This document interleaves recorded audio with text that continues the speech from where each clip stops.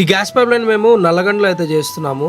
ఇది మొత్తం 5 floors building. మొత్తం అన్ని సిలిండర్స్ మనకి కిందే ఉండబోతున్నాయి. ఈచ్ ఫ్లోర్ కి డెడికేటెడ్ గా లైన్ అయితే తీసుకుంటాము. సో ఇండివిజువల్ కి ఎప్పుడైనా కానీ అన్ని సిలిండర్స్ కిందే పెట్టాలి అని అంటే డెడికేటెడ్ లైన్స్ అయితే వస్తాయి. 4th ఫ్లోర్ నుంచి ఒకటి, 3rd ఫ్లోర్ నుంచి ఒకటి, 2nd ఫ్లోర్ నుంచి ఒకటి, 1st ఫ్లోర్ నుంచి ఒకటి.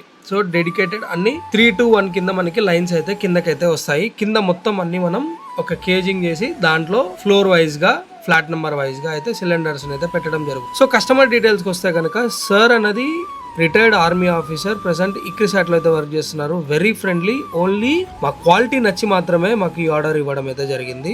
మేము అది కూడా స్టీల్ యూజ్ చేస్తున్నాము అని అంటేనే, సో యూజువల్ గా వాళ్ళకు కూడా కొంచెం క్వాలిటీ స్టాండర్డ్స్ మీద ఐడియా ఉంటుంది కాబట్టి దాన్ని బట్టి మనకి ఆర్డర్ అయితే వచ్చింది. మేము ఏదైతే కమిట్మెంట్ ఇస్తామో అదే క్వాలిటీని కూడా డెలివరీ చేస్తాం. ఇలాంటి వర్క్స్ చేయాలంటే గోవా అన్నది మ్యాండేటరీగా ఉండాలి. గుర్తుంచుకోండి, ఎప్పుడైనా కానీ కన్స్ట్రక్షన్ టైంలోనే యాక్చువల్గా మనం కూడా వాటర్ లైన్ దించేసినట్టు దించేసి ఫైనల్ స్టేజ్లో మనం మళ్ళీ వచ్చి కట్ చేసుకొని లైన్స్ని అయితే తీసుకోవాలి. సో అప్పుడు మనకి పర్ఫెక్షన్ వస్తుంది. అండ్ ఏదైతే స్టార్టింగ్ స్టేజ్ నుంచి ఎండింగ్ స్టేజ్ దాకా మన వరకు కూడా ఉంటుంది. లాస్ట్గా హై ప్రెషర్తో ప్రతి గ్యాస్ పైప్లన్నీ, ప్రతి వెల్డింగ్ జాయింట్ని మనం లీక్ ప్రూఫ్ టెస్ట్ హై ప్రెషర్తో చేసి దాని తర్వాత మాత్రమే కస్టమర్కి డెలివరీ ఇవ్వడం అయితే జరుగుతుంది. Okay, thank you.